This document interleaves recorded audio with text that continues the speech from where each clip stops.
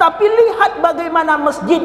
Apakah pernah masjid ini meminta ketika masuk bayar sekian ratus ribu? Tak pernah. Apakah pernah saat ke masjid harus menyumbang sekian juta? Tak pernah. Apakah ada yang rugi di antara kita ke masjid? Tidak ada. Lantas kenapa sulitnya kaki kita datang menuju rumah Allah Subhanahu wa ta'ala? Di Indonesia nanti di GBK akan diadakan kegiatan konser Coldplay bulan November di akhir tahun. Tapi hari ini tiketnya sudah terjual habis dengan harga jutaan dan ratusan ribu itu. Kemarin ada juga konser satu band daripada Korea, Blackpink, yang juga uangnya, tiket masuknya luar biasa, tapi habis, dan orang tak pernah memikirkan habis uangnya hanya untuk konser saja.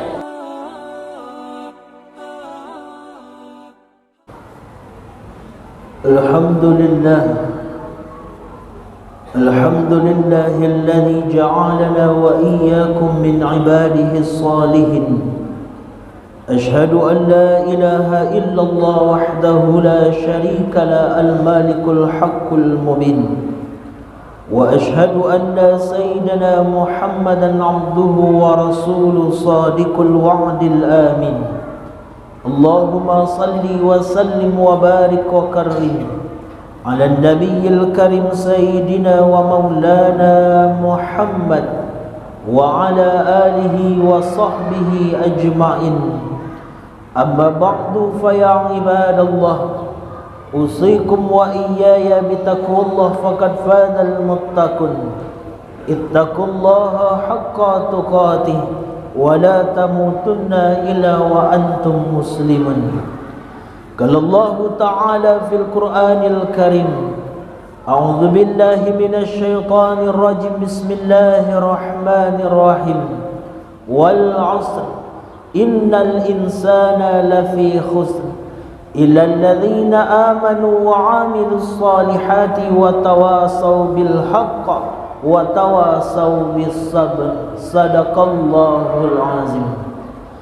Kembali pada hari ini kita bersyukur kepada Allah Subhanahu wa ta'ala atas segala nikmat yang Allah berikan kepada kita dari sekian banyaknya aktivitas dan pekerjaan serta kesibukan kita semenjak tadi pagi, tetapi dengan satu panggilan bernama panggilan ibadah Jumat, maka kita tinggalkan semua kesibukan dan aktivitas itu.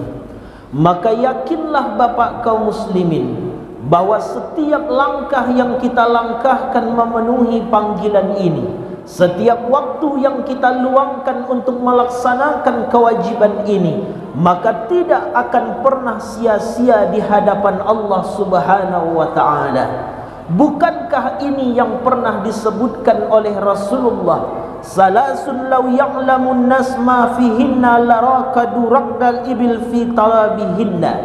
Ada tiga sesuatu, kata Rasul, yang mana ketika tiga ini manusia mengetahui akan sesuatu yang ada di dalamnya, mereka mengetahui akan kebesaran dalam hal yang tiga ini, maka mereka akan berlari seperti unta mengejar sesuatu, kata beliau. Apakah yang tiga itu wahai Rasulullah? Yang pertama, kata Nabi, adalah panggilan azan. Yang kedua adalah saf pertama dalam salat, dan yang ketiga adalah panggilan ibadah Jumat, kata Rasulullah. Maka ini gambaran yang digambarkan oleh Nabi. Andai ditampakkan oleh Allah berapa besarnya orang-orang yang memenuhi panggilan azan itu, berapa besarnya pahala salat di awal dari saf yang pertama itu, dan berapa ditampakkan pahala andai bergegas menuju salat Jumat, maka manusia tidak akan pernah melalaikan dan melambatkan dirinya. Bahkan mereka akan berlari seperti unta berlari mengejar sesuatu, kata Rasulullah. Makanya ibadah Jumat yang kita tunaikan ini, sebagaimana yang digambarkan oleh Rasulullah dalam hadis yang lain, apa kata Rasul? La yagtasilu rajulun yaumal jum'ah. Tidaklah seseorang mandi pada hari Jumat kemudian ia bersuci semampunya, lalu ia berpakaian dengan pakaian yang indah, lalu memakai harum-haruman dan kemudian berjalan menuju rumah Allah, dan ia tidak pisahkan antara dua orang yang duduk, dan ia dengarkan khatib saat sedang berkhutbah, maka apa kata Rasul?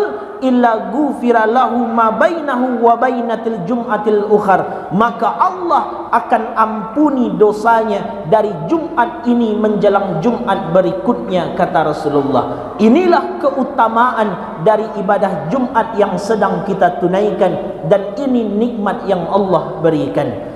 Kemudian salawat dan salam bagi baginda Nabi sallallahu alaihi wasallam. Allahumma salli ala Sayyidina Muhammad wa ala ali Sayyidina Muhammad. Suatu ketika Syekh Ali Jum'ah Mufti Mesir pernah ditanya oleh orang, benarkah dalam satu kitab yang kau tulis wahai Syekh, engkau mengatakan bahawa salawat itu adalah ibadah yang tidak diterima, tidak ditolak oleh Allah? Menjawab Syekh Ali Jum'ah di kala itu, iya. Dari mana beliau berpendapat? Ternyata beliau mengambil akan pendapat dari Imam Asy'arani ketika meriwayatkan satu kisah dari Imam Abul Hasan As-Sazili. Apa kata Imam Abul Hasan As-Sazili? Bahawa setiap salawat yang dibaca oleh umat Nabi, ketika lidahnya menyebut nama Rasulullah, baik ia mengerti atau tidak, paham atau tidak, kusyuk atau tidak, sepanjang nama Nabi itu diucapkan, maka yang salawatnya pasti diterima oleh Allah Subhanahu wa ta'ala. Maka ini yang pernah terjadi dialog dulu, Bapak kaum muslimin.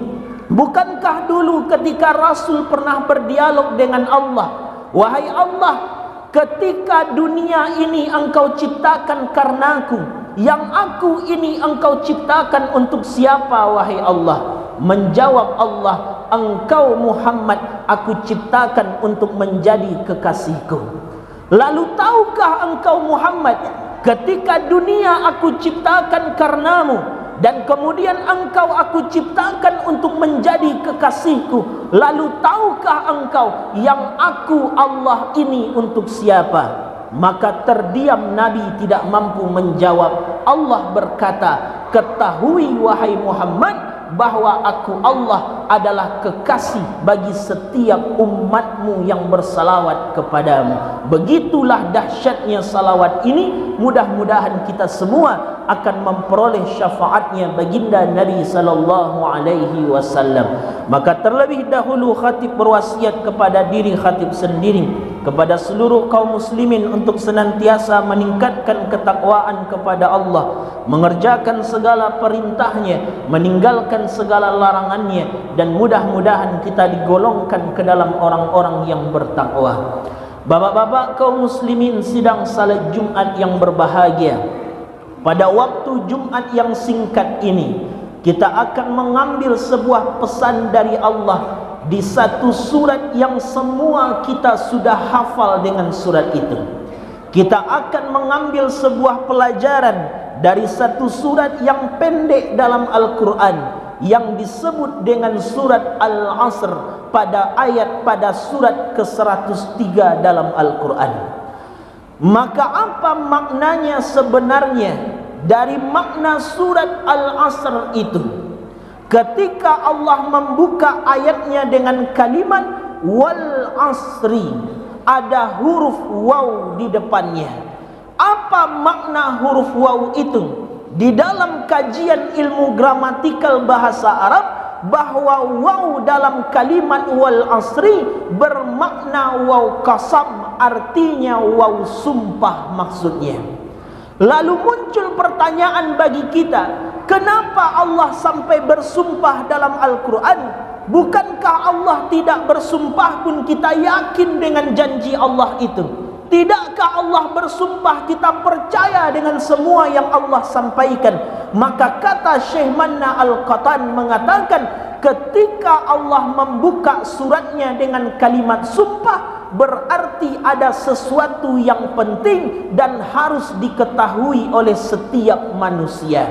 Dan surat Al-Asri ini Bapak kaum muslimin dibuka oleh Allah dengan kalimat sumpah. Berarti ada sesuatu yang penting yang ingin Allah sampaikan. Apa yang ingin kau sampaikan itu wahai Allah? Di ayat keduanya, innal insana lafi khusrin, kata Allah, sesungguhnya manusia itu merugi. Coba bayangkan Bapak kaum muslimin, Allah mengatakan manusia itu merugi.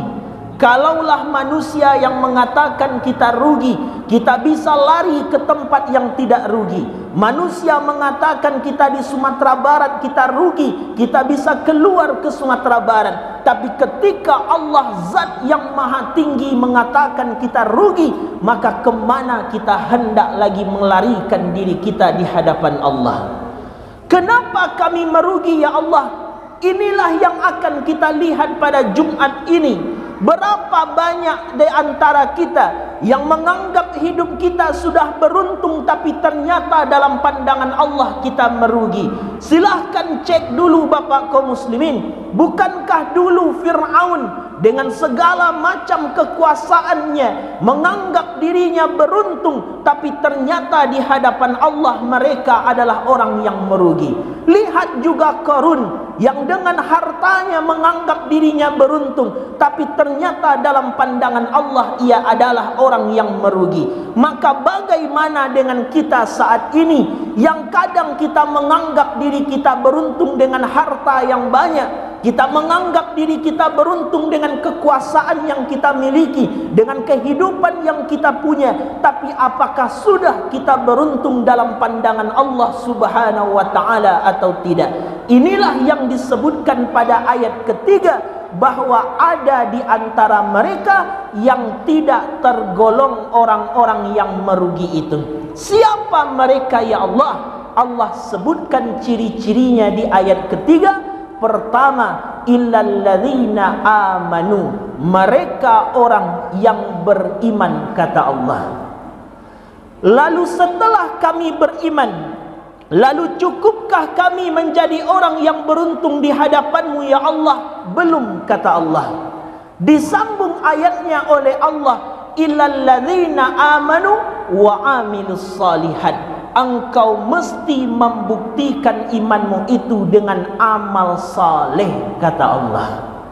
Coba bayangkan Bapak kaum muslimin, tidak cukup mengatakan diri beriman, tapi mesti engkau buktikan imanmu itu dengan amal saleh. Apa itu amal saleh? Semua jenis ibadah yang diniatkan karena Allah adalah amal saleh. Tapi ini yang diprediksi oleh ulama-ulama terdahulu. Apa kata mereka? Akan engkau dapati nanti di akhir zaman, di mana akan engkau lihat beberapa hal yang pasti terjadi, kata beliau. Apa itu? Pertama, kata para ulama, akan engkau lihat orang malas beramal dengan sepinya masjid dan tidak adanya orang datang ke masjid, kata beliau. Ini yang kita lihat di mana-mana. Di setiap tempat yang ada masjidnya, tidak seramai bagaimana acara konser musik, tidak seramai daripada pertandingan sepak bola. Silahkan dicek Bapak kaum muslimin, di Indonesia nanti di GBK akan diadakan kegiatan konser Coldplay bulan November di akhir tahun, tapi hari ini tiketnya sudah terjual habis dengan harga jutaan dan ratusan ribu itu. Kemarin ada juga konser satu band daripada Korea, Blackpink, yang juga uangnya, tiket masuknya luar biasa, tapi habis dan orang tak pernah memikirkan habis uangnya hanya untuk konser saja. Tapi lihat bagaimana masjid. Apakah pernah masjid ini meminta ketika masuk bayar sekian ratus ribu? Tak pernah. Apakah pernah saat ke masjid harus menyumbang sekian juta? Tak pernah. Apakah ada yang rugi di antara kita ke masjid? Tidak ada. Lantas kenapa sulitnya kaki kita datang menuju rumah Allah Subhanahu wa taala? Silahkan lihat dulu di zaman Nabi itu, seorang orang yang buta pernah bertanya kepada Rasulullah, "Wahai Nabi, aku buta tidak bisa melihat. Bolehkah aku salat di rumah saja ya Rasulullah?" menjawab Nabi di kala itu, hal tasma'un nida bis salah, apakah panggilan azan itu terdengar oleh telingamu? Iya ya Rasulullah. Apakah azan itu masih engkau dengar? Masih ya Nabi. Fa'ajib, sepanjang azan itu masih terdengar oleh telingamu, datangi rumah Allah itu, kata Rasulullah. Coba bayangkan, orang yang buta, tidak bisa melihat, bahkan tidak ada yang menuntunnya ke masjid, masih disuruh oleh Nabi untuk salat berjamaah ke masjid. Kita, apa yang kurang dalam hidup kita? Butakah kita? Tidak. Habiskah fisik kita? Tidak. Tak adakah kendaraan kita? Ada. Apakah sulit masjid jauh rintangan? Apakah sampai membunuh orang kalau kita ke masjid? Apakah akan terbunuh, teraniaya kita ke masjid? Tak ada satupun alasan yang mampu kita untuk tidak datang ke masjid.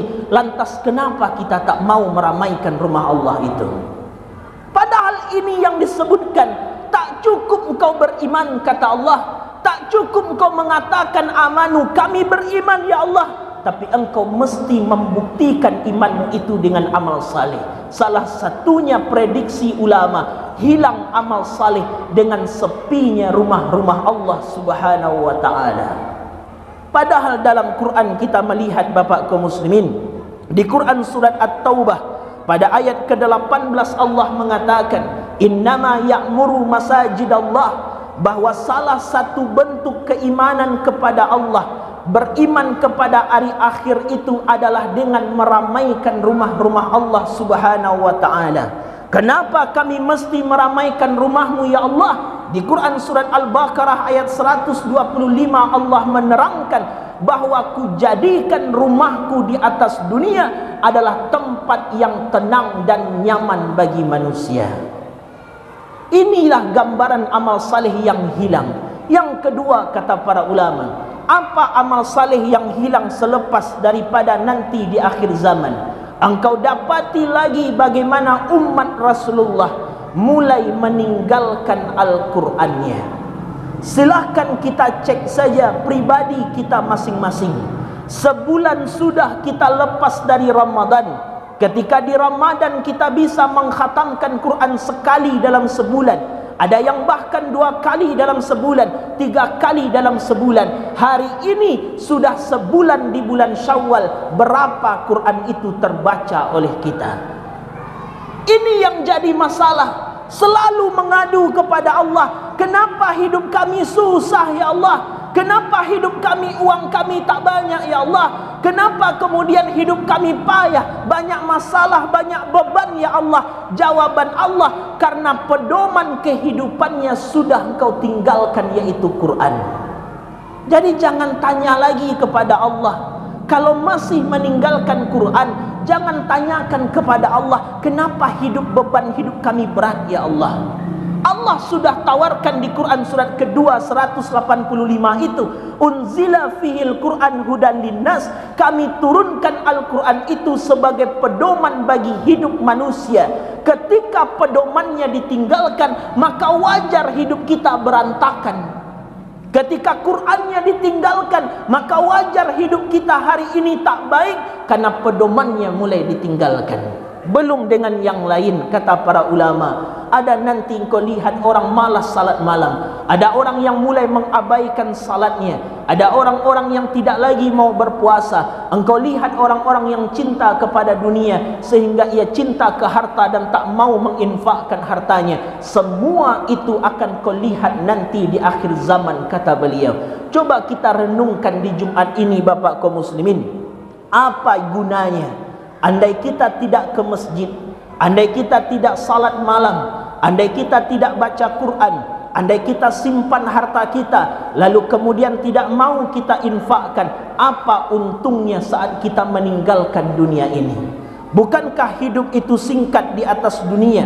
Sebagaimana yang diucapkan oleh pepatah orang-orang kita, orang Minangkabau, Ari patang matahari turun, awan ibarat basago ndak lama lai, nyampang tibo saruan Allah aja sampai capek paminto. Umualah tibo di jangkauan, batambuh buah tigo-tigo, badan banguk balik pulang ke asal tampek mulo jadi, ke tampek asa mulo jadi, surui ke tanah nan sabingkah, bayering bamandikan dia teh kain dia balasia cabiak kain kapan badar yang ayah pemandian, diarak ke surau tibo di surau dibujuakan, mayring sembayang ampek takabir, sudah sembayang diarak ke tampek pandang pakuburan, merihapi papan nan sahalai, tanah penimbunan jadi tempat ditutup dengan doa. Itulah akhir kesudahan manusia. Apa yang bisa kita banggakan?